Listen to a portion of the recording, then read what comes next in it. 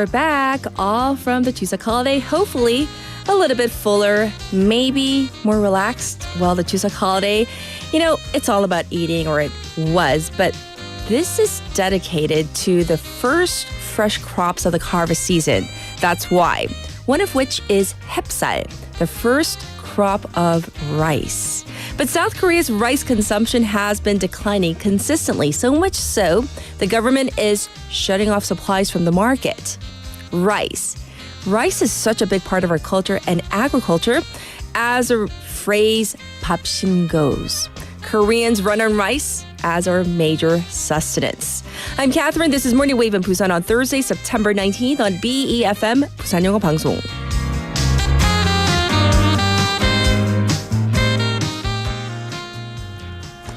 Good morning, Wavers. Welcome to our program. I hope you had a wonderful Chuseok holiday. And for those of us who joined us yesterday, we had a lot of fun as well. Anyhow, 밥 먹었어. That's such a common phrase. It's kind of loaded in Korean, though. Literally, it means, have you eaten? But it also really does mean, how are you doing? How have you been? So, 밥 or rice, which both means like rice and meal, really does show how the two are interchangeable in the Korean culinary tradition and just culture in general, or at least they used to be. South Korea does not consume as much rice as it used to as a country, so this decrease in demand met with consistent supply has led to rice prices plummeting. The government last week therefore decided to buy the rice surplus to keep it from entering the market. And so the government does this almost every year, but the announcement is actually about a month earlier than it usually is, as the government is trying to really quell concerns about farmers and these declining rice prices. It's also looking into longer-term plans to control the supply. So the government will look into giving quotas for different regions to cut down their rice supplies, utilizing both incentives and penalties to implement this supply and the policies. So rice, it is sustenance, but it's also an important livelihood for many farmers.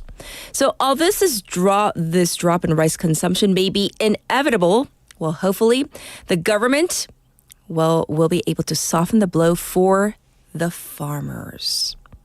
All right, so waivers out there. Here we go for our text topic. Are you ready? Rank in order of your preferences. So I'm going to give you 4, and I want you to rank them as you see fit. Your preferences. Here we go. Bread, noodles, rice, and rice cakes. 자, 웨이버 여러분, 자, 탄수화물 선호도 랭킹 갑니다. 자, 4개를 드릴 거고 그 4개 중에서 본인이 좋아하는 순서, 선호, 랭킹 주시면 되고요. 빵, 면, 밥, 떡. And you cannot say 4-way tie. 그렇게 하면 안 되고요. 1, 2, 3, 4. Give me the ranking of your preferences. And maybe why also. 빵면, 밥떡. They're all so good. However, you got to choose the order of your preferences. So you can send in your messages to BFM's live stream live chat on YouTube. Also, by the way, while you're on YouTube, what you do is subscribe. You got to search for BFM 부산 영어 방송 first. Log in. You can chat away with our waivers. On your phone, you can reach me by pressing pound 9050. That's going to cost you 101. You can also reach me for free on Kakao Talk. So same thing on our Kakao Talk channel. Search for BFM 부산 영어 방송 and the ways you can listen to us. So many different ways these days, right? 90.5, 103.3 FM on the radio. Also, like I just said, we are streaming live as we speak on our YouTube channel. You can watch us later at your leisure. At your leisure if you want. Also, the Patbang app is there for your convenience as well. So looking ahead to our morning together. Thursday already, can you believe? Kind of feeling like a Monday, but it's already a Thursday. Lydia with Beyond the Headlines and Haeyeon with City Insights. And then our special interview today, this is very important because it's all about mammogram. So what is a mammogram? So in Korean, that is 유방 촬영술. And the connection with that plus breast density, 유방 밀도.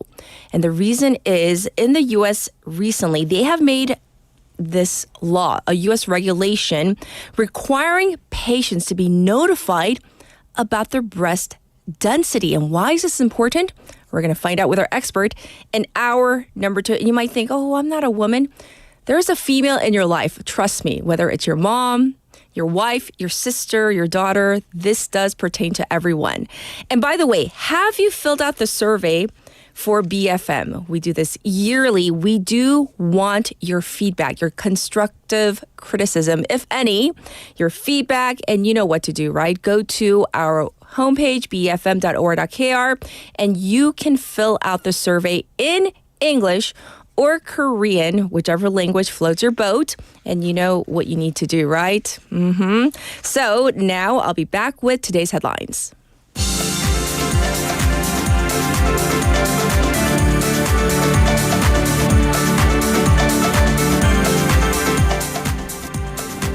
It is now 7:06. These are today's headlines. U.S. Federal Reserve cuts interest rates by 0.5%. The Central Bank's Federal Open Market Committee, or FOMC, decided to lower its key borrowing rate by 0.5 percentage point amid signs that inflation was moderating. Yoon to visit Czech Republic with focus on nuclear energy cooperation. President Yoon Suk-yeol will depart for the Czech Republic today for a 4-day trip to solidify South Korea's bid to win a major nuclear energy project and deepen economic ties with the European nation.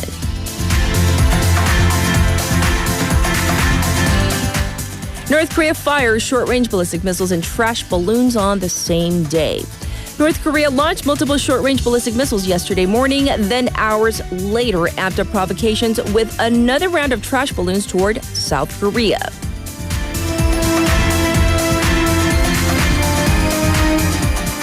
Emergency patients over Chuseok dropped 20% compared to previous holidays. The country saw a 20% drop in emergency patients over the Chuseok holiday compared to previous holidays, the Ministry of Health and Welfare said yesterday.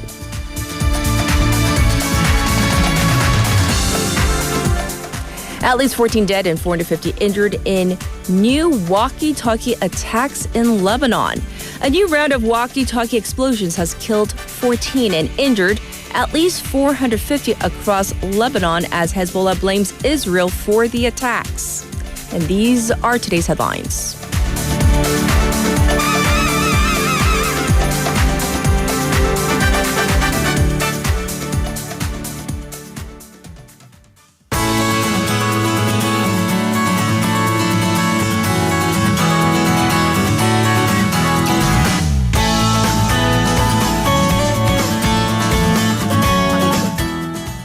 It's time to check in with Haley. Let's say hi to her. Good morning. Good morning. Yes, we are indeed black and white, right? Is that we're the Padukdor sisters today?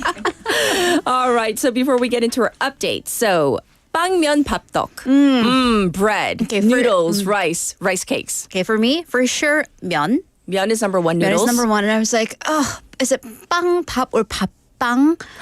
I know. I'm going to go with 빵. Okay, so noodles, bread, Noodles, bread, rice, Rice. and then rice cakes. rice cakes. Ah. I also bought because I was in Kunsan over the long holiday. There was this really famous bakery, and they're cheap. They're very cheap, but I bought 60,000 won worth of bread and what? pastries of 빵. And yeah, 근데 and 요즘 빵 비싸잖아요. 진짜 비싸요. 근데 거기는 비싸진 않았어요. But that place was really a lot. affordable. So my parents were like, who's going to eat that? And I'm like, and this is always my answer to that question of who's going to eat all this. Yes. Do you know how many mouths we have in this family? That's true. Yeah. I was still. What about yours? I'm still contemplating. I'm gonna go with noodles, rice, but rice and bread. Oh, it's such a close. Right? But these days, I'm gonna go with rice. Okay, Because I'm trying to okay. cut down on the bread, and then the bread and then rice cake. And Right. I don't know about the whole, like, did you have a lot of, is it the songpyeon? Songpyeon, we didn't have any because we were just away from home. I'm not a fan of songpyeon. I know you like pikseolgi, and you have that pikseolgi look today. That's like the only duck that I like really It's an like. homage, her Homage favorite to rice Paekseolgi. cake. Yes. But anyhow, we digress. We're going to jump into our updates. First, we have to talk about the state of unpaid wages here in Busan. And this is somewhat connected to our top story because Yes. this is all about literally putting food in theirs and their families' mouths. So the amount of unpaid wages in South Korea and also is in Busan, that has been accumulating. So in the first 7 months of the year, the country, South Korea's companies have accumulated 1.2 trillion won in unpaid or overdue wages. And there are 175,000 workers who have been affected by this. Yes. And for Busan, according to the local Office of Labor and Employment, it has registered 54.6 billion won in unpaid or overdue wages. And that is 25% higher than the same period last year. So what happens to the employers who don't pay their employees' wages? Here's the problem. Not much. Really? Yeah, so overall, 500만 won happens. 5 million won in fines Just a fine? happens to them, and that is way, way below their wages that they're holding back from the workers. Yes. So the prosecution in the labor ministry earlier this year, they did issue a stern warning, but let's look at how that's been playing out in actual cases. So locally, a company in Gangsa, a construction company CEO, was found recently guilty of not having paid 24 million won in wages for about 7 former employees and 11.6 million won in 2 employees' severance pay. So this is what 35 million won in just these cases. He was fined 5 million won. So that is vastly cheaper to Yes. just kind of throw that, set that fine down than actually pay the wages. And that is really kind of the going rate, it seems, is the Yes, 5 yes. million won fine. Another CEO in Busan was issued a same fine for failing to pay over 10 million won in wages. The heaviest sentence we have seen in recently was a 1-year probation, not even a jail sentence, but a probation for an owner who did not give 157 million won in severance pay for 27 employees. Wow. And once again, fines are much cheaper in these cases. So the city's chapter of an umbrella labor union held a demonstration earlier this week and called for stern action on the part of the court as well, saying that only 13 employers in the last 2 years have actually served jail time for unpaid wages or failing to pay wages to their workers. Yes, yes. This is so unfortunate, the fact that they think they can get away with it by paying this fine, which is minimal compared to the back wages once again. Right. All right, next. It has been hot. Can we stop saying it? I wish we could, but we can't. It's tempting to jump into the waters off any beach, but this can be so dangerous. So dangerous. And Yes. beaches are officially closed. Right. Unfortunately, a lot of people, especially non-Koreans, may not know this. And 2 deaths by drowning had happened over the weekend at Haeundae. Yes. So on Monday, both of these cases happened on Monday, the 16th. 2 foreign nationals, they're both Bangladesh nationals, one in their 20s and the other one in their 30s, drowned in the afternoon. The 2 cases are separate. The Coast Guard, they are investigating the cause of the accidents. But it is important to keep in mind that after August 31st, all beaches in Busan are officially closed. That's And by right. the way, for many other cities, it's much earlier than this. So that means that there is no budget for lifeguards to be on duty. So actually, Haeundae District, upon this happening, they have sent district officials to kind of patrol the area and ban people from going into the water. And there are currently discussions in place to extend beach season because the weather and the summers are going to get hotter and longer. Yes. But in the meantime, we do have to take our own and our family's own safety into our own hands. Indeed. So please, let's be careful out there. All right, let's move on. We discussed the rising popularity of baseball games, right? But even as we approach 가을 야구, as they say, the playoffs, well, it's so hot. We're not even near 가을. Like, where is fall? And do the Lotte Giants... I was told to not talk about that. Oh, okay. I asked my friends, I was like, so, because they won not the last night, but the night before against LG, and then they Right. lost. So they were like, if they win basically everything else for the rest of the season, there's a possibility. So slim possibility. Yes. So I was told to not say anything about it, lest I jinx it, knock on wood. Okay. All right. And the thing is, it's dangerous, the weather Right. and being outside. So on Tuesday of this week, 43 heat-related cases came out of Sajik Stadium alone during the Lotte Giants game. Sure. Because the thing is, the game began at 2 p.m. and that is just saying that makes you That's like sweat the a little peak. bit. Right. Yeah. When the entire city, by the way, on that day was under a heat wave warning. Yes. Not here, not in Sajik, but temperatures in, I think, Gangseogu reached 36 degrees that day. Yes. And apparently the real field temperatures inside the stadium, because of the sweltering sunlight and the high population density, apparently reached 40 degrees Celsius. So goodness. unbearable. So that resulted in one teenager feeling dizzy and they had to be taken to the hospital. 42 other people in the audience, they complained of headaches and dehydration.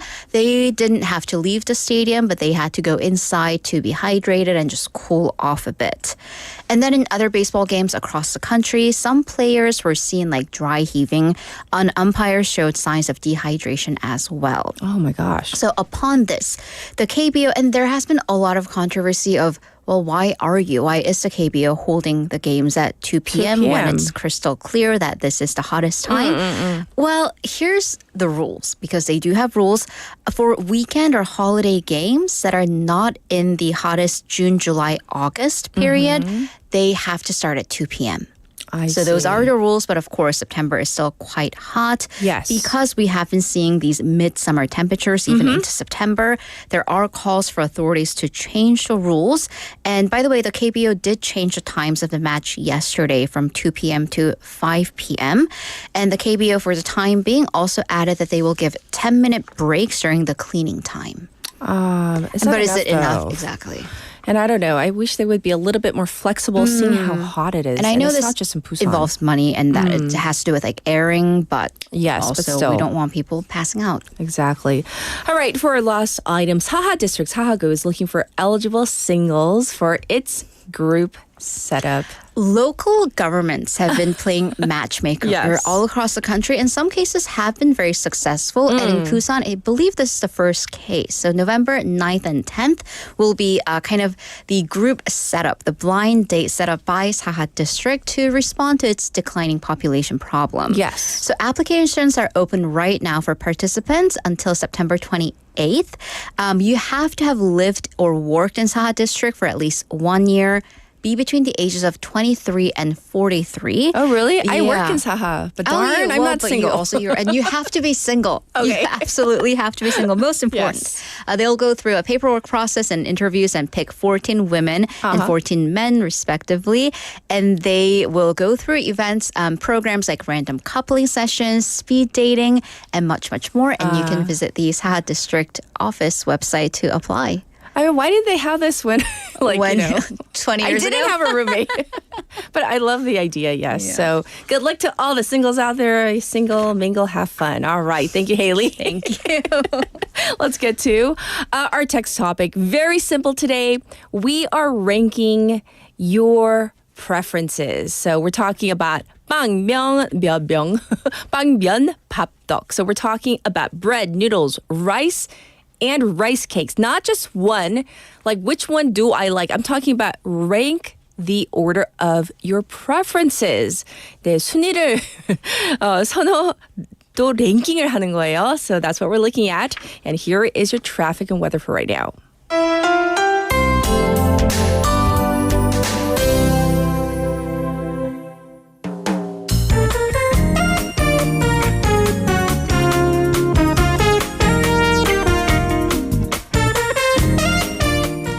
All right, so we are back from the Chuseok break, and so apparently it's a traffic because there's congestion on the Dongso overpass from Pyeongnago ramp to the old Kaegum tollgate. Also, it's looking slow on Luno Samsung-daedo from Myeongji underpass to Shinho Bridge, and there is backup on Gwanmun-daedo from Pangnam Tunnel to Baekyang Tunnel.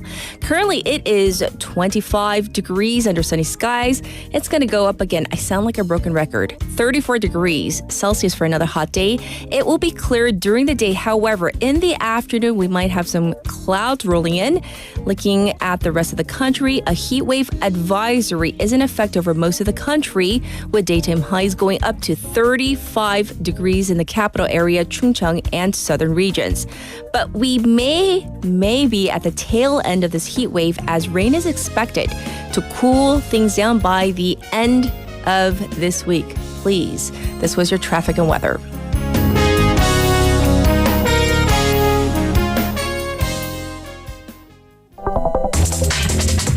Are you an early bird? Are you up to date on the news? Are you a trendsetter? For all of the biggest issues from Busan to the world and useful information you need, right here on Morning Wave in Busan.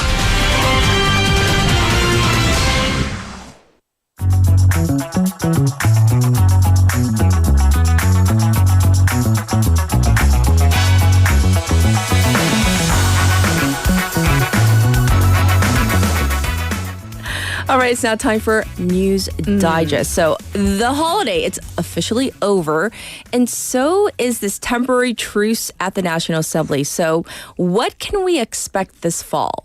Spats, arguments, political battles. More of that. All of that. So the 22nd National Assembly will begin their regular sessions, and this means parliamentary friction, let's just say, will be on starting today. So that's because the ruling Democratic Party will convene a regular session today. Right. So they're actually hitting the ground running, a full agenda with a bill on revision of the Local Currency Act.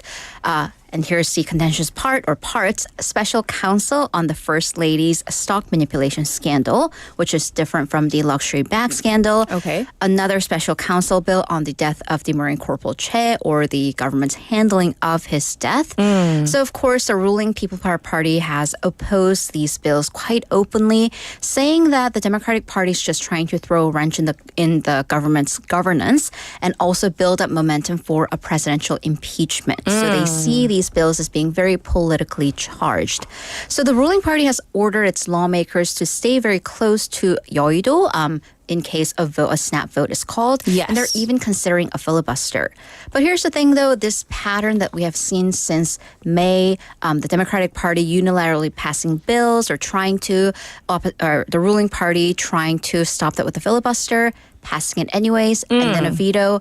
That pattern will likely continue because even if the DP passes these bills, President Yoon Suk-yeol is likely to veto them once again. Yes. So I'm just going to give you a summary of what the points for the fall parliamentary sessions.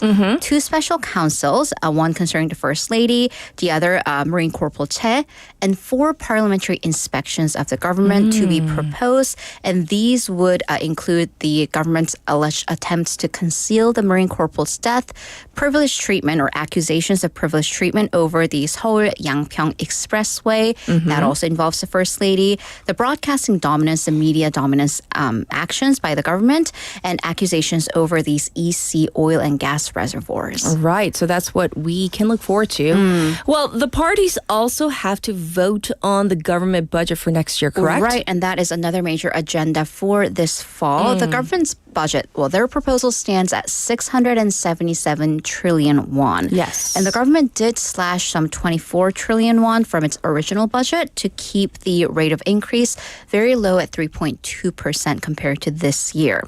So the ruling party is saying that given that the government made its own cuts, further cuts on the part of the National Assembly is unnecessary. So they're looking to pass the budget as is.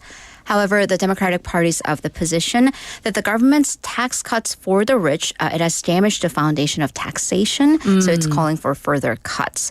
And by the way, all of this is coming as the parties, if you remember before the holidays, they did agree to cooperate and form a consultative body for the people's livelihoods.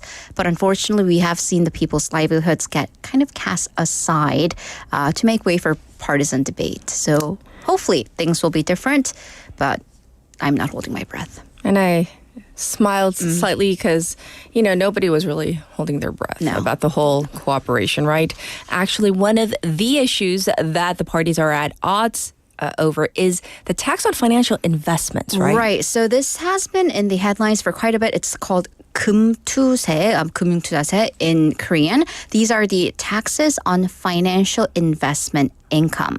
So basically, if you profit off of stock or fund investments, should you be taxed on it or shouldn't you be taxed on it? Okay. So this, the Income Tax Act, which would implement this tax, is actually set to go into effect on January 1st of next year. So it's actually coming. Yes. So the gist of that law is to impose 22 to 27.5% tax on any profits, and this is the important part, profits on financial investments that exceed 5천만 won, 50 million won. So if you made basically over an average person's yearly income in financial investment profits, you should be taxed on it, is what the law is saying. Yes. So that means, though, don't be confused, because that means if you make 6천만 won, 60 million won from stocks or funds, you'll be taxed on that extra 10 million. Oh, not the entire 60 million, 60. not the entirety Got of it. it. So what is the current taxation system like in South Korea over these financial investment gains? Pretty much nothing. You don't really have to pay taxes on profits from financial investments. Oh. There is a tax on stock trading. So when you sell, you have to pay taxes on the stocks or the shares that you sell. Okay. And that was a system that was created under the Park Chung-hee administration. So that at that time, the times and the market conditions are vastly different from what they are today versus the late 70s when that Right. law was enacted. Here's the thing. If you've ever traded, you know that selling doesn't necessarily mean you're making a profit. True. Selling also means that I'm dumping these stocks to prevent myself from losing more money. Yes. So it hurts even more when you have to pay taxes on your losses. So that has been deemed unfair. And there's also a difference between how overseas stocks and shares are taxed versus domestic funds. So this, pretty much simply put, it's complicated. Yes, There it is sounds no complicated. clear metric, and that has led to criticism that it discourages investors and prevents the market from growing. Yes. So the financial investment income tax, it seems to simplify the system, and though giving day traders, the so-called ants in Korea, kind of a break by keeping the tap at 50 million won. So if you make Yes. small-ish profits, you won't get taxed on it. I see. Well, what about the parties, the political parties? Where do the parties and the government stand on this very issue? Right. So the ruling party and the government's position is clear. They are against the 금투세, against the financial investment income tax. Okay. They want to abolish it before it comes into effect next year. And President Yoon Suk-yeol has officially stated that the tax should be abolished because the concern is that this is basically an additional tax, and that would discourage overseas foreign investors from investing in the Korean market. As for the opposition Democratic Party, they are less clear on that matter. They're against abolishing it altogether because they're claiming that if we don't have any tax on financial investment profits, you're just giving the rich another tax break. But there is a bill that will be introduced soon by lawmaker Im Kwang-hyun that would raise the exemption to 100 million won, to 1억 won, and the party will actually hold a discussion forum soon to talk about this issue. Sure. By the way, of major countries, and we're talking about countries like the US, UK, Germany, Japan, and China and Taiwan, only China and Taiwan don't have investment gains taxes, meaning almost all other Western countries, they do. Yes. So that's what's going on here in Korea and what I guess people are going to be looking forward to. We'll see how that plays out. In the meantime, let's move on. Many prominent individuals and agencies have spoken out against the dangers of social media for teens, right? And upon pressure, it seems finally, some people might say, some people, naysayers also, Instagram has made a major change in its policy. Right. So Meta, which owns Instagram, has created and announced teen accounts. So under this new policy, users between the ages of 13 and 17, they will have private accounts by default. And they'll also have tighter safeguards on who can contact them, basically DM them, Yes. and what contents they can see on their algorithm. So, and this is divided into two age groups. Number one, younger, 13 to 15-year-olds who want a more public profile with fewer restrictions because there are young teenage influencers, Oh, and yes. people may have their own opinions about that. They will need to obtain permission from their parents, and the rules will apply to both existing and new users on the platform. So according to Meta's Vice President Antigone Davis, the Teen Accounts is a significant update designed to give parents a peace of mind. Yes. And there will also be measures to ban the algorithm from recommending sexual contents or contents about self-harm to teenagers, which I'm like, there isn't right now. There Finally? hasn't been. Like- Right. And by the way, also a time restraint. But is it a restraint? If a teen has been on the Instagram app for over 60 minutes, over an hour, they'll get an alert. So it's a gentle nudge, I suppose. Yes. Also, Steps. right. Baby steps. Sleep mode will be activated between the hours of 7 p.m. and 7 a.m. the following morning, where the alerts will be turned off automatically, so there won't be constant buzzing. That's really good. That's good. Yes. So when these changes will go into effect, immediately in US, UK, and Canada and Australia. What about here? Well, we're getting there. European Okay. countries will see the changes by the end of the year, and from January here, as well as everywhere else in the world. Okay, so like I said, I some people, the naysayers are probably the teenagers. They probably won't be too happy. But you know what? Oh well. I mean, if we let teens do whatever, Yes. I mean, that's we would live in how- a different right. world. Yes. So, what about the teenagers that might be thinking, well, I can just lie about my age, or I can create a new account? Because I mean, yeah, they can lie about their age. They have to buy controlled substances. Why Yes. not on social media? So Meta acknowledges it that some teens will try to circumvent the system. Right. So it's going to test a series of measures to prevent them. They might be able to trace teens who use different devices to create accounts and originate. But then you have to use the same email. So they'll be able to trace the email or phone numbers. Also, for the first time for the industry, or at least according to Meta, it's going to use AI, artificial intelligence, to predict whether users are over 18. I see. And this is really interesting, and I would be very fascinated to see how this actually works out. If you are suspected of being under 18 but lied about your age, you will be required to send in proof, and that can take form in, number one, a government ID or a video selfie. What? Yeah. A video selfie? A video selfie of your face or maybe your voice. But I'm like, people don't look their age. I was going to Many say, people have don't they look their seen age. Asian people? Or, I'm you just know, saying, people- generally speaking, we're like what young. if makeup? Makeup can fool. Yes. Yeah. So once again, I'd be very interested. I mean, they obviously have very smart people at the company, so we'll see. Okay. And of course, why are they doing this? Because the mental health impact of social media on everyone, but especially impressionable teenage minds, is so heavy. And this is according to many experts, including the U.S. Surgeon General. And unfortunately, young people have been they've been exposed to things like bullying, body image issues, and self-esteem issues, Right. even self-harm via these apps. So, yeah. And by the way, Australia is also going to set the minimum age for its social networks to be between 14 and 16. So a lot of governments are taking these steps. Well, I would say, I mean, better late than never. But I mean, It is late. it's late. Yeah. All right. We're going to call it a wrap on the news. And of course, we look forward to hour number 2 with you. Thank you, Haley. See you in a bit. It is time for our first song break. And Just the Way You Are by Bruno Mars. How about this for our first song? Enjoy. I'll be back in a moment.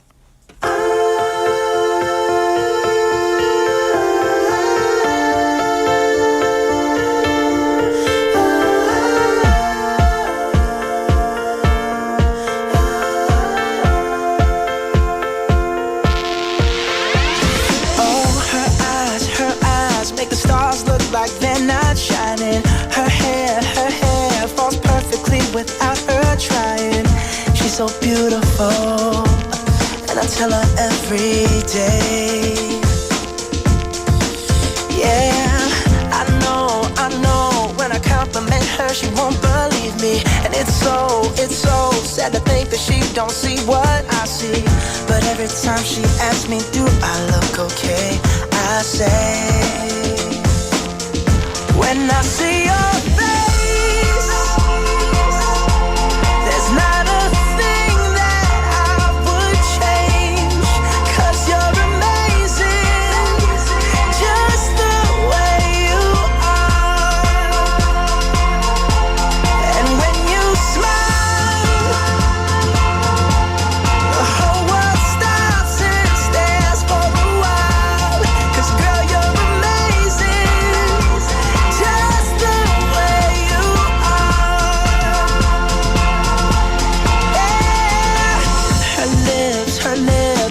kiss them all day if she'd let me.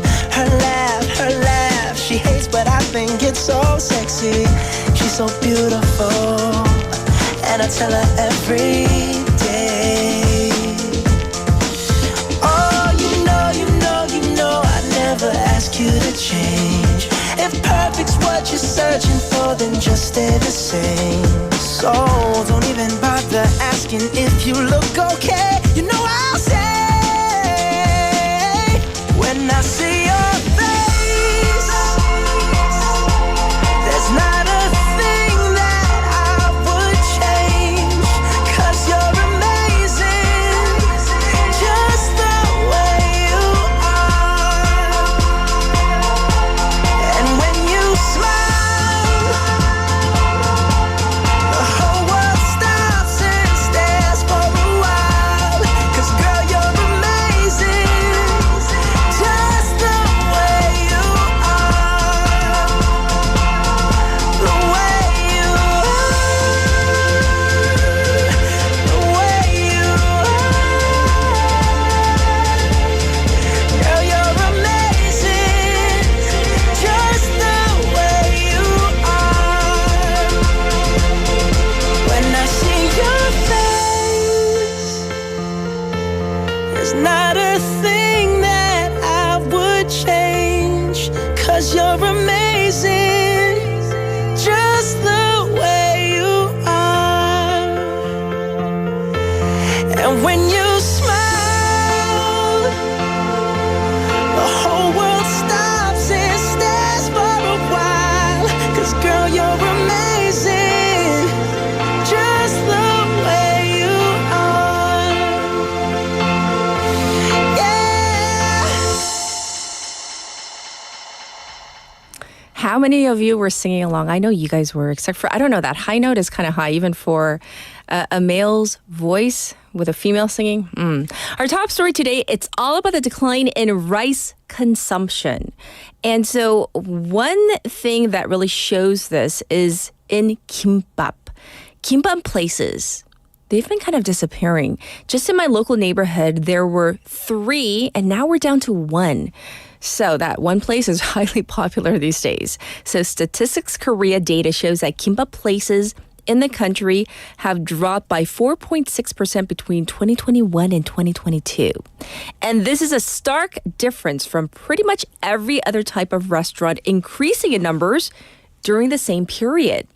Industry insiders say that the younger generation is eating less rice. In fact, they have a general tendency to avoid carbs. So while kimbap was almost synonymous with kind of a simple grab and go kind of meal, more people go to convenience stores or cafes for such lighter meals these days. And in fact, during the time when kimbap places went down by 4.6%, convenience stores and cafes went up by 7 and 4.5% respectively. So that shows you a trend. I don't know about you, but I have definitely noticed less of these kimbap places. All right, back to our text topic. Here we go. Waivers, rank in order of your preferences, okay? Bread, noodles, rice, and rice cakes. 여러분의 탄수화물 선호도 랭킹, 빵, 면, 밥, 떡. And that's not the ranking, those are the 4 choices. So what do you say? What are your preferences? So looking at some of your responses, for example, we have Drift Monkey. He says, 빵, 밥, 면, 떡. And one common thread I've noticed in some of your messages is 떡 seems to be the last choice of many people. Not all, but it looks like for many people, it's the last choice for whatever reason. And let's see. Young. 저도 고수님하고 동일. Number 1 is 밥, and then 면, 빵, 떡. Once again, towards the end. And then even in my family, I would say the male members of our family, they refuse to eat any 떡 unless it's like 떡국. I don't know. Is it a thing? Are people not into duck these days? Well, what about Tori Neem, who says 빵, 면, 떡, 밥. Oh, 밥 is the last for Tori. Very unusual.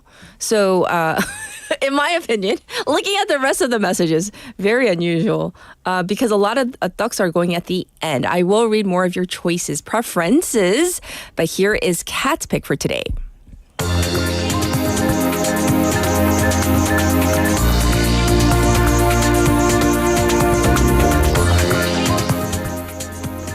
For today's Kat's pick. I wish I could continue smiling, but do you remember that whole debate between Trump and Harris, and then Trump went off saying like, oh, you know, these migrants and immigrants are eating your cats and dogs in Ohio. Well, that rhetoric actually brought about a lot of upheaval in Springfield, Ohio. Classes had to shut down. Schools were shut down. Some hospitals were even shut down because of threats to that area. Let's listen to the clip from ABC News first. Tonight, Ohio's popular Republican governor traveling to the city of Springfield. Crazy time, huh? A show of support for a community on edge ever since former President Donald Trump amplified a false conspiracy theory that Haitian immigrants were eating neighborhood pets. Governor Mike DeWine has called the story simply not true. In Springfield, they're eating the dogs, the people that came in. They're eating the cats. They're eating the pets of the people that live there. Local authorities say there's no evidence that Haitian immigrants in Springfield are eating cats and dogs. The governor called the claim, quote, a piece of garbage. But in the weeks since the debate, Springfield has had at least 33 bomb threats, including the city hall. 2 hospitals went into lockdown. Today, DeWine visiting one of several schools that were evacuated. Have your kids come back to school. It's a great environment, great place. We're doing everything we can. Your kids are going to be safe. Trump's running mate, Senator J.D. Vance, who represents Ohio, was among the first to spread the false story and said this when he was pressed about it. If I have to, create stories so that the American media actually pays attention to the suffering of the American people, then that's what I'm going to do. But today, Ohio's Republican governor defended Haitian immigrants, most of whom are in the country legally, as key to Springfield's economic revival. We had one person told me, I'm not even sure my business would be here, but for the Haitians. Today, Vice President Kamala Harris says Trump's words have left a whole community in fear. It's a crying shame. We've got to say that you cannot be entrusted with standing behind the seal of the President of the United States of America, engaging in that hateful rhetoric that, as usual, is designed to divide us as a country. Well, you heard the clip and you remember what he said, and the fact that these even little school children, like kindergartners, are having to not go to school because their schools are shut down, I think is so unfortunate because of this fear-mongering. And so, I don't know. The conclusion for today's Kat's pick is this. Words matter, especially coming from people of power and persuasion. So even for us, let's be careful about what we say and let's not spread misinformation. This was Kat's pick for today.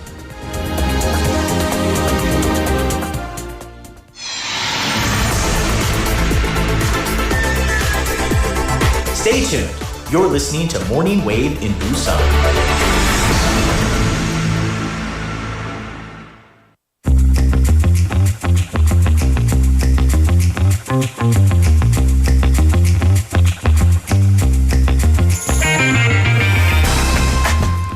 It is now time to check in with Lydia for Beyond the Headlines. Good morning. Good morning. I don't know if our listeners tuned in last time, but Lydia was not feeling too well. But she's such a trooper. She came in ready to go.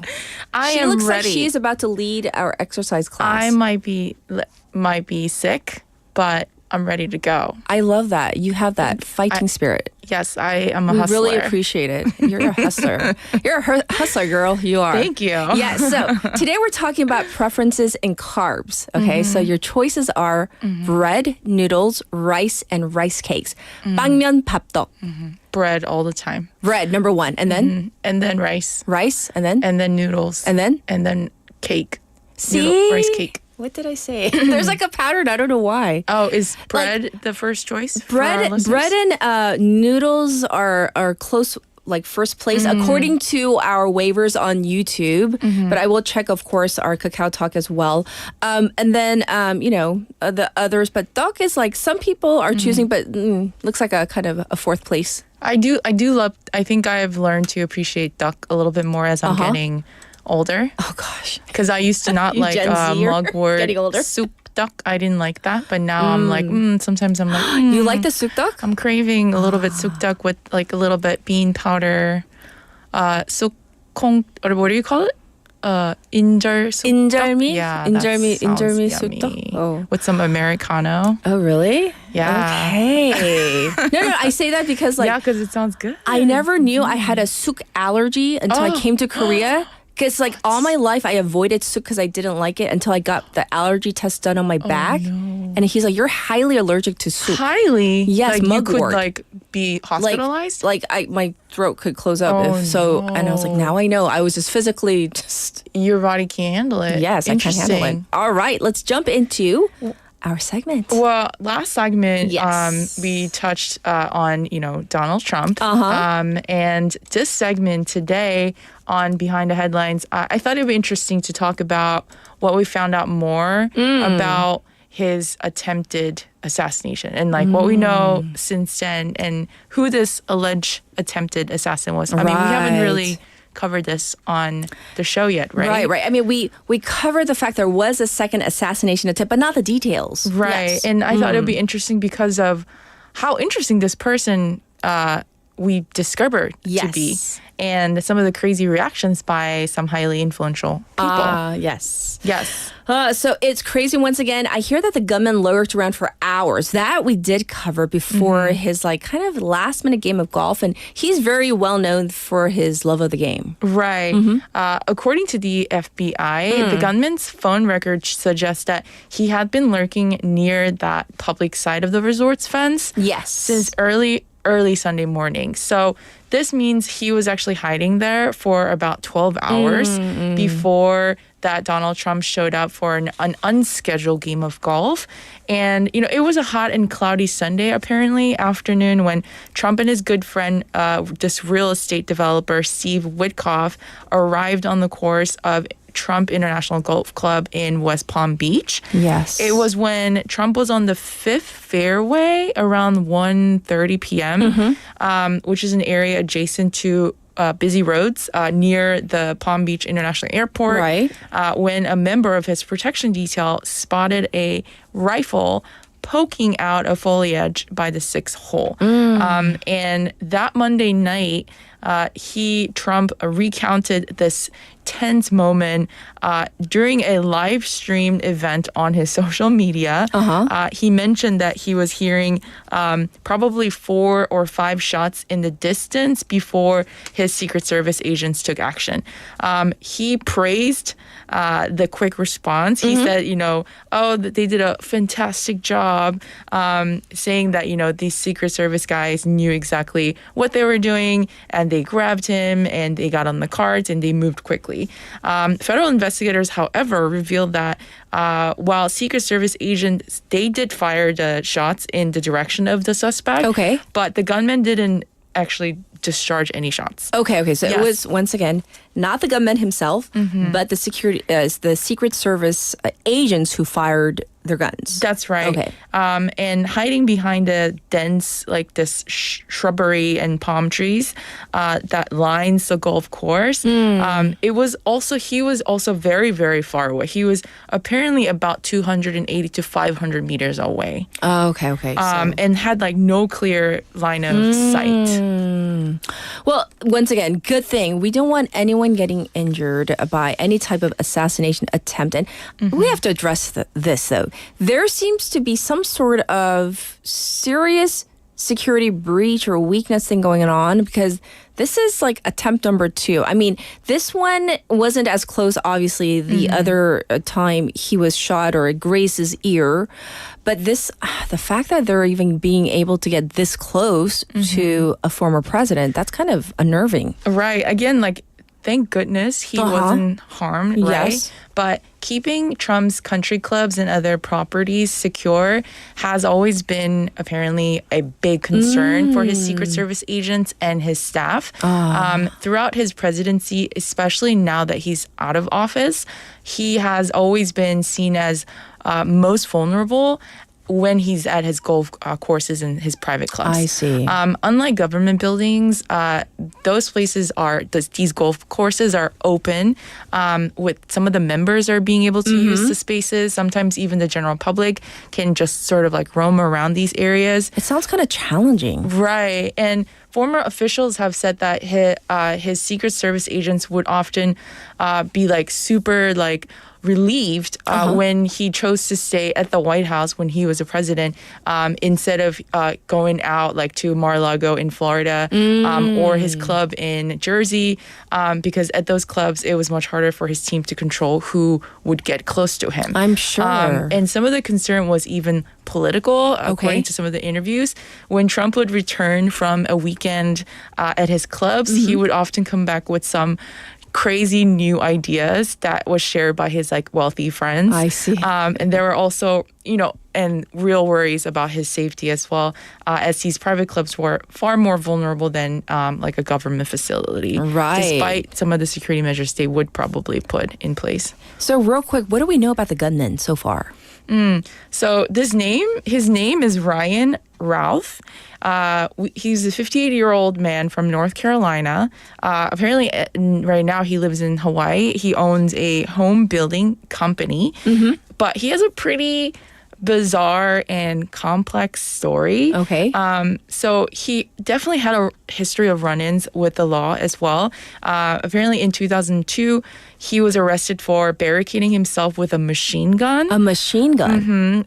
Which led to a felony conviction for possession of a weapon of mass destruction. Okay, and that's over the serious. years, he faced various like little charges, like writing bad checks, possession of stolen goods or like stolen vehicle. But a lot of those charges were like sort of dismissed. But his political journey particularly is more tumultuous. Is it true that he voted for Trump in 2016? Yes, he did vote for Trump in 2016. But over time, his social media posts, which there are a lot of them out there, he gradually turned against him. But also he supported a lot of other political candidates from both parties. Although he does have a record of donating money to the Democratic organizations. And despite being registered as an unaffiliated voter, he appeared to have voted in the Democratic primary in 2020. Interesting. So to wrap up our segment today, though, what's the reaction been to all of this? Well, I think the craziest reaction that we've witnessed is Elon Musk. Okay. So he caused a stir with this now deleted post questioning why Trump faced 2 assassination attempts while Biden and Harris have not. And it was like kind of a crazy. That is in such poor taste, and that's putting it lightly. And then like he used like an emoji of like scratching like a chin, like like why is this happening? He like apparently initially resisted deleting this tweet, calling it a joke, but eventually he took it down because of all the backlash. The White House deemed his remarks quote unquote irresponsible, and the Secret Service has acknowledged the post, but they won't comment further about it. Yes. But his reaction sort of reflect his trend of like pushing boundaries and engaging in provocative behavior on his platform, which is getting like wilder and wilder as we're getting closer to the election. It is. So and it's like kind of like walking on eggshells for his employees, like his PR team. I feel bad for them.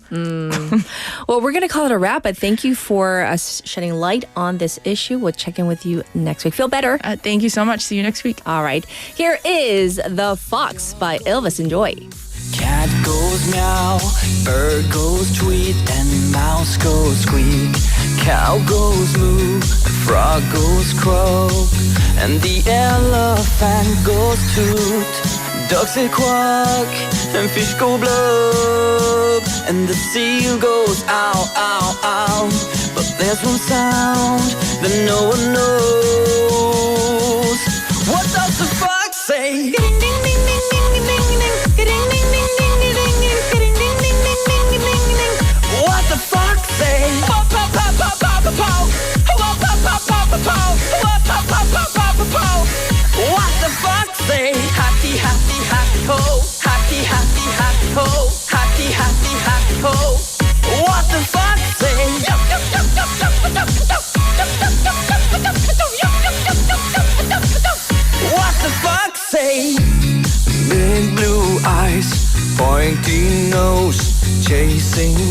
stand digging holes, tiny paws up the hill. Suddenly you're standing still. Your fur is red, so beautiful, like an angel in disguise. But if you meet a friendly host, will you communicate?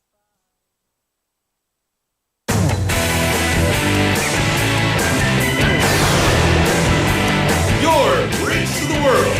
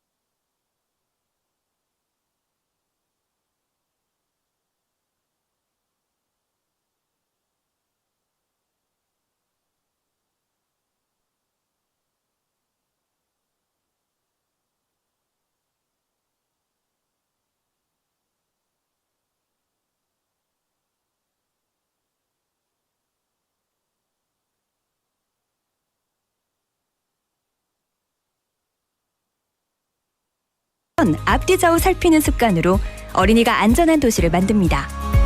참, 운전 중 휴대전화 사용은 모두에게 위험합니다. 우리 모두를 위한 교통안전, 나부터 실천하면 모두가 안전해집니다. 어린이가 안전하게 뛰어놀 수 있는 부산. 아이 키우기 좋은 도시는 우리 모두의 미래이자 희망입니다. 이 캠페인은 어린이가 안전한 부산을 만드는 은행, B&K 부산은행과 함께합니다.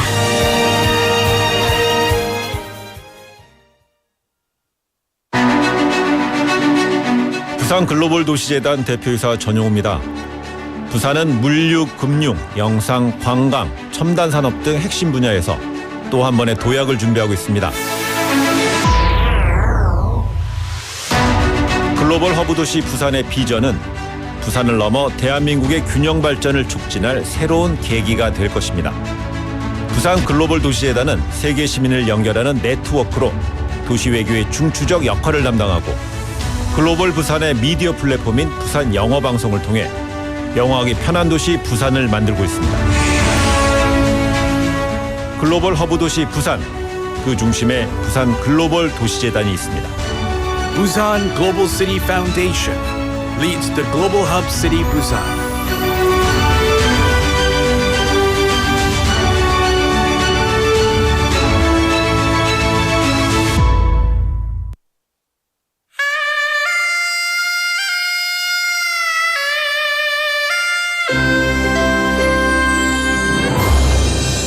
The time is now 8 o'clock.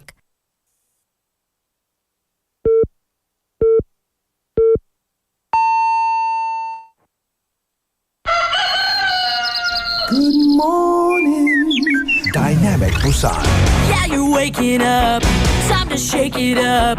Tell the world good morning and find out what's going on. Well, hi there, folks. There's everything from comedy to lively chat to music. Broadcasting from a room about the size of your closet. All calls are recorded. What show is this? Live from Korea's dynamic city, this is Morning Wave in Busan. I'm sorry, who'd you say you were?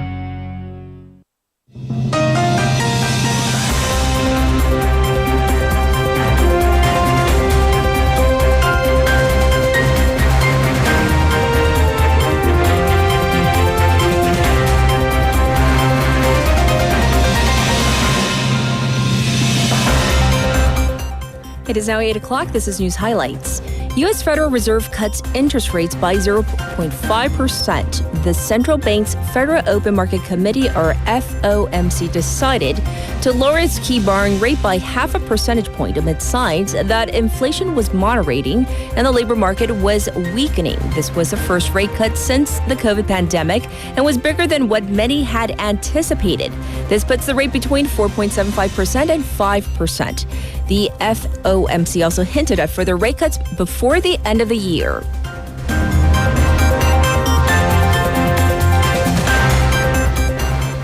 Yoon to visit Czech Republic with focus on nuclear energy cooperation. President Yoon Suk-yeol will depart for the Czech Republic today for a 4-day trip to solidify South Korea's bid to win a major nuclear energy project and deepen economic ties with the European nation. The visit comes 2 months after a consortium led by Korea Hydro and Nuclear Power, KHNP, was selected as a preferred bidder to build 2 nuclear power units at the Dukovny site. It marks the first official visit by a South Korean president to the nation in nearly 9 years. The deal, estimated at around 24 trillion won, is expected to pick a final winner by the first quarter of 2025.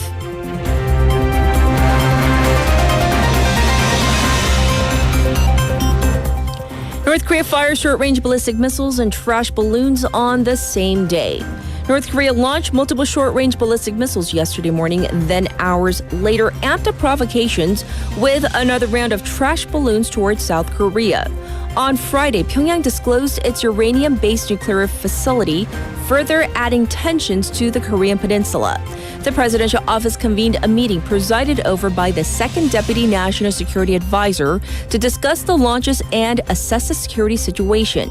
The Joint Chiefs of Staff condemned the North's actions.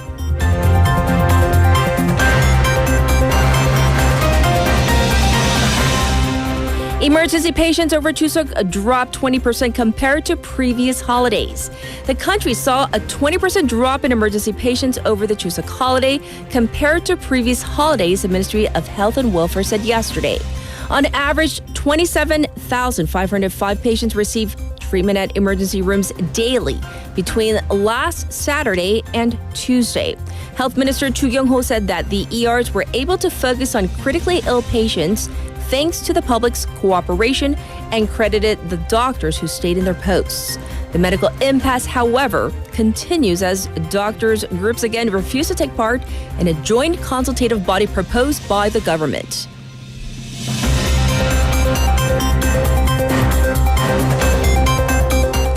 At least 14 dead and 450 injured in new walkie-talkie attacks in Lebanon. A new round of walkie-talkie explosions has killed 14 and injured at least 450 across Lebanon, according to its health ministry. The blasts come a day after exploding pagers killed 12 people, including 2 children, and left almost 3,000 in hospital. Multiple sources said Mossad, the Israeli spy agency, was targeting Hezbollah fighters in Tuesday's explosions. Israel declined to comment, although its defense minister said they are opening a new phase in the war. And these are news highlights.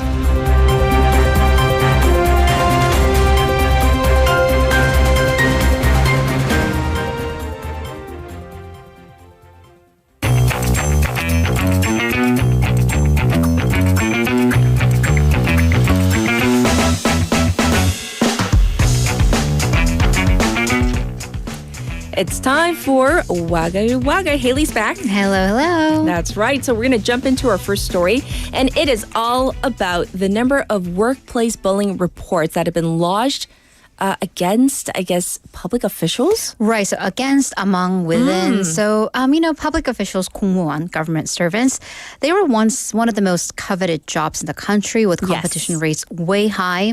Well, that has become significantly less popular due to a plethora of reasons, treatment by the general public, low pay, and maybe even heightened workplace bullying amongst the community. So according to the Interior Ministry data released by Democratic Party lawmaker Yang Bu-nam, Last year, there were 144 government officials, both from central and regional governments, who have been disciplined for workplace bullying. So these are ones that have been found guilty or have taken part in workplace bullying, not just reports. And that was almost a 30% increase from the year before. Oh. So the location with the most number of culprits, the Education Ministry, where 28 officials were disciplined. This is oddly enough a huge uptick from 0 until 2022, and just from 0 to 28 in the span of a year. Really? Which, makes you wonder. And then that was followed by the Coast Guard, the police, the Justice Ministry, and the Fire Agency. So for local governments, the highest figure of disciplined officials for workplace bullying came from Gyeonggi Province at 30. It does have the most number of regional officials. Right. And that was, though, more than double the figure from the second highest from Seoul at 13, followed by Jeonbuk, Gwangju, and Daejeon.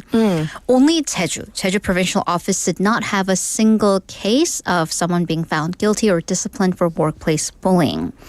And here's the thing, though, with public officials, there is actually no law that clearly bans workplace bullying amongst government officials or stipulates protection for the victims.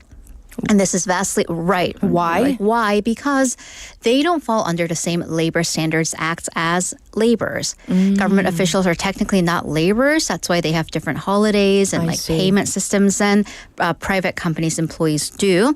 But also that doesn't mean that they are not subject to bullying or they won't get hurt. Yes. So there was a bill introduced in the previous National Assembly that laid out reporting and protection measures, but it never made it out of Parliament.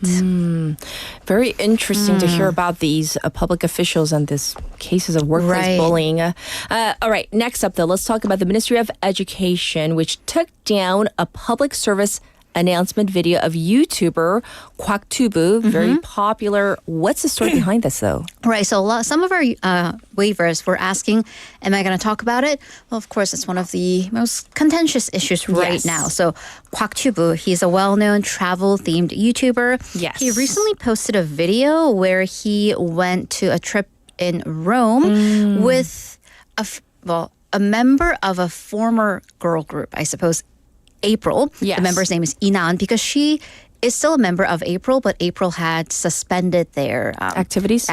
Okay. Right. So there, Kwak said something that kind of came off as him defending her in the group's bullying case against a member of their own. Excuse me, kind of implying that what happened between the members was a misunderstanding. So this was a huge story a few years ago, but here's some background. So the girl group April, they have a former member, Lee Hyun-ju, who claimed that she had been bullied and outcast by the other members. Okay. But the other members and their agency, DSP Media, they filed a defamation suit against Lee Hyun-ju. But it never really went anywhere because the police did not indict the case, saying that what Lee Hyun-ju wrote on social media and spoke about to the public didn't veer too far from the truth. So the police investigation into the defamation case kind of corroborated the claims that the other members bullied her. Okay. Well, one member, not Inang, but another member, filed an objection to the prosecution.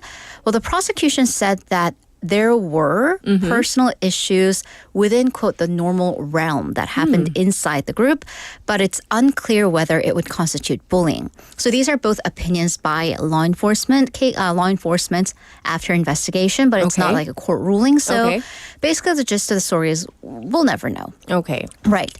Well, and here's another thing about Kwak Junbin, Kwak Tubu, his real name. Himself is also from Busan. He's been very open about having been bullied severely to the extent that he actually had to drop out of high school. Sure. And he spoke out about this. So people criticize that, well, he, especially someone who knows how the victims feel, was inappropriate for him to defend Inan when accusations of bullying, these accusations have not been resolved. And Kwak has deleted this video, and he apologized actually twice for not being thoughtful about the issue. And he was just speaking from his personal thoughts. And at the same time, why we're talking about the Education Ministry, they recently released a video, an anti-school bullying campaign with Kwak Tubu. That video has been, well, It's been taken down. We don't know specifically whether the ministry took it down or YouTube just kind of hid it because of the complaints or reports it's been getting on the video. I see. But anyways, it's not online. Right. And so that's why we're talking about it on the segment. It is why we're talking about People it. are talking about it. Right. All right. Next up. Oh, goodness. This is a huge story. Sean Combs, P. Diddy. What was he? Puff Daddy. I don't even know what to call him at this point. So Diddy, I think that's what he's known these days. He has finally been arrested. Right. So here's another artist that would Another be one hard bites the to dust. listen to from Yes. now. Well, I don't know. Puff Daddy, P. Diddy, Diddy, Sean Combs, 54 years old. He was arrested on Monday local time. He's accused of a shocking number of accusations. Number one, running a criminal enterprise from at least 2008, which allegedly relied on drug and violence to force women into sexual acts, according to prosecutors. Yes. And this is a lengthy indictment, 14 pages, that charged him with racketeering, which is basically being involved in criminal organization, like criminal gang activity, sex trafficking by force, and transportation to engage in prostitution. He pled not guilty, and he was also denied bail the following day. According to court documents, and by the way, this is a trigger warning, we are going to be talking about sexual violence. Combs allegedly used his power of being a very influential person to allegedly lure female victims to engage in what he called these freak-offs, where he allegedly distributed basically drugs to victims, in part to keep the victims obedient, compliant, and then engaged in sexual acts with them. Right. And the prosecution also raided his home and offices, found guns, bullets, and over 1,000 bottles of lubricant. And that was the point where people were surprised at the other stuff. Right. But all the talk on the internet yesterday was about the bottles of oil that were found. Yeah. And it's not even the proper stuff. So yes. The prosecution also accused him of abusing, threatening, and coercing women to not only just during the acts, but afterwards to protect his reputation. Basically, so they wouldn't talk. By the way, this follows a civil suit, which I believe we covered on what was formerly called Hot Clips, from his ex-girlfriend. There was a video of a hotel Cassie, yes. hotel hallway where he was seen beating her. Like dragging her and like severely beating her. And 3 other women have filed similar lawsuits accusing him of sexual and physical abuse. By the way, his attorney has filed for an appeal and called this unjust prosecution. Right. So I think this is the beginning of a long, lengthy legal process. Right. So I know in the whole idea of you're innocent until proven guilty. However, yes, there you have it. All right. Lastly, I don't know about you. I tend to overcook. I just make tons of food. You probably have some leftovers from all that holiday feasting. Well, I guess here is what not to do with them. Weavers, what are you doing with all your leftover ton and what do you call that 찌개? Our producers 무슨 goes, 찌개라고 부르죠? 먹어야지. 전찌개? Everything you just put in like chaptai, like you throw everything in and you make a 찌개 with it. Yeah, some people 전을 do. 다 넣어가지고 they 찌개를 do. 만든다고 하더라고요. Right, like with like gochujang or like some spicy base. And then you throw it all We all freeze together. it, we stick it in the freezer and air fry it, but we didn't make any this year. But so she our says producer's like 먹어야지 먹어야지. 어쨌건. 아니 그러니까 어떻게 드시냐고요? Like how do you still heat it up and eat it? All right, but here's what not to do: don't share them with strangers online. Which is also like just don't share food with strangers online. People do that? People do that. Well, on the Carrot app. Because please tell me they're not selling it. They're not selling it. Not many people. They're just giving it away because I mean, if you have too much, or like even kimchi, kimjang season's coming up, but with the price of pechu being what it is, there won't be much sharing. Well, number one, yes, as your moms and dads and guardians told you, don't take food from strangers. Yeah, definitely. From a legal standpoint, also, it's a murky, iffy area. You cannot trade food that's been made or portioned off, even by individuals who are not a part of a registered business. Really? This is in violation of Food Sanitation Act. I mean, there has not been a case where a person has been charged for sharing food on Carrot, but that can be subject to under 3 years in prison or 30 million won in fines. So I did my due diligence. But this is something that happens. Not just sharing homemade meals or homemade food, but maybe if you live alone and you order a pot of, and these days like tteokbokki they come in huge portions, that huge like bin of tteokbokki, and you want to divvy it up. So you ask someone like in your vicinity, like, hey, does anybody want to go half-seas and divide it? Well, here's the iffy gray area, because you're not a registered you're not licensed to handle food. That's actually technically not legal. But also law enforcement cannot enforce this law unless there was proof of a monetary transaction. So because you didn't exchange money for it, presumably it's don't do it, people. But yeah, it's iffy. Right. Well, but the platform itself, the Carrot Tangun, they do ban sharing of food except for things like homegrown vegetables and herbs. So if you have like an excess of lettuce that you didn't cook, you just grew and cut and in its harvested. natural form. Exactly. Not cooked. Exactly. But then the thing is, this happens often and people will have completed their transaction before the platform's regulators could get to it. Well, all right, fine, whatever.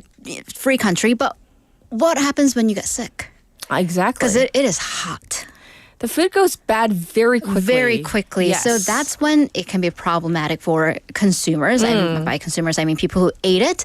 If you get sick, well, the platform has no responsibility. There's no way to press legal charges against a person. You can't file a criminal complaint. You can't go to the police. Yes. So, I mean, if you get so sick that you need compensation, you might have to file a civil case. So things will get complicated. So basically, moral of the story, don't share food on platforms. Also, yeah, I mean, I know a lot of this is well-intended, but you don't know how they prepare the food, people. Come on. Exactly. And Benny, our second-day waiver, says this. Man, I won't give leftovers away. Instead, we're going to eat the leftovers. Yeah, leftovers are meals for the next week. I don't know about week, but yes, definitely. Yeah. All right. Well, thank you for all the Woggle-worthy stories. We'll check in with you tomorrow. Tomorrow's Friday. It is Friday. I'm so happy. So Have a great day. Bye, Haley. Now it's time for your updated traffic and weather.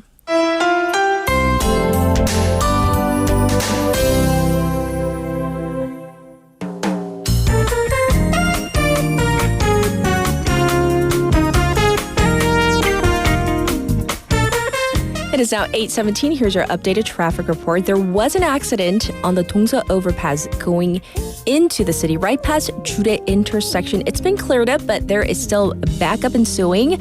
Also, slow on Mandok-daero from Mandok Cathedral to Mandok Tunnel number 2. There's congestion on Gwangan Bridge going towards Namcheon-dong.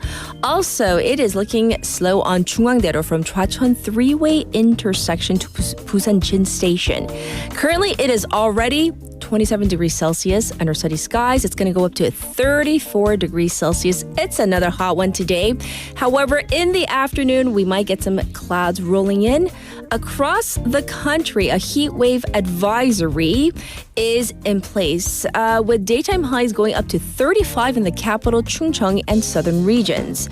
Well, the rain is expected to cool things down by the end of the week. It's coming soon, so they say. So hopefully we'll see it cool down. This was your traffic and weather.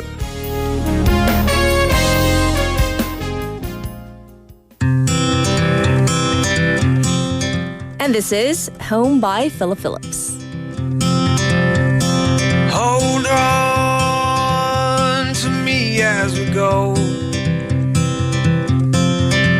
as we roll down this unfamiliar road.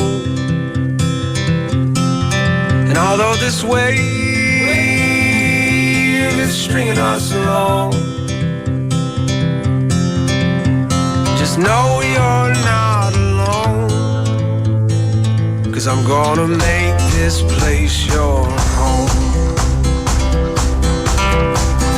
Settle down, it'll all be clear. Don't pay no mind to the demons, they fill you with fear. The trouble, it might drag you down. If you get lost, you can always be found. Just know you're not alone.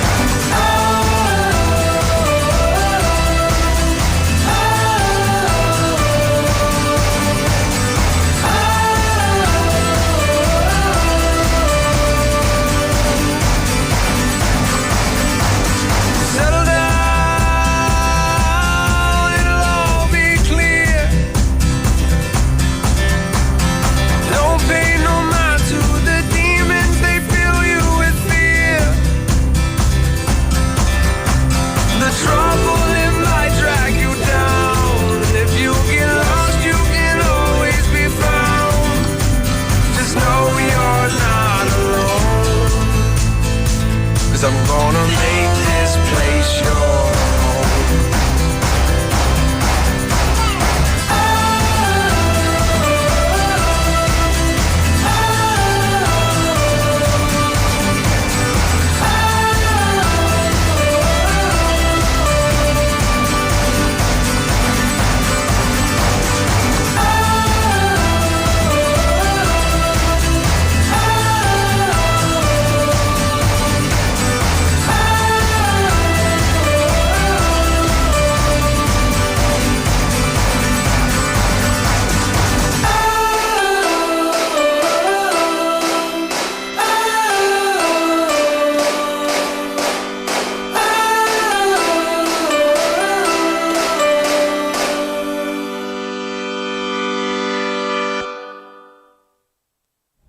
All right, Wavers, back to our text topic before our special interview. So, rank in order of your preference.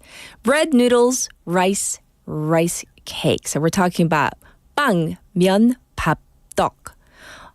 탄수화물 다 좋아할 수도 있지만 선호도 랭킹을 해주시면 되고요. So and the thing is, like, for whatever reason, like when I go to my NoTube, I'm looking at your comments. I guess I gotta scroll back because like the comment section, it only goes up a certain ways. So let's go back. Okay. So other people chiming in are saying that the most popular answer so far. So I did a survey of you all. So far, only on NoTube because that's what's popping on my feed right now. Close number one. There is a fierce debate between 빵 and 면 seem to be the most popular options right now as the number one choices. And the reason why we're even talking about this in the first place is the fact that Korea used to be such a pop country.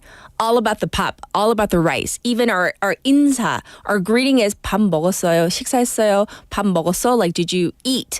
Did you have that bowl of rice with the side dishes? But, you know, nowadays it just means, how are you, basically. That's how important rice was in our society. But now it's become more of a kind of like, yes, we eat rice, but not to the certain extent. And have you seen the serving sizes of rice lately at any restaurant? It's getting smaller and smaller because people are eating fewer carbs, less carbs, right? So that is a state of things here in Korea.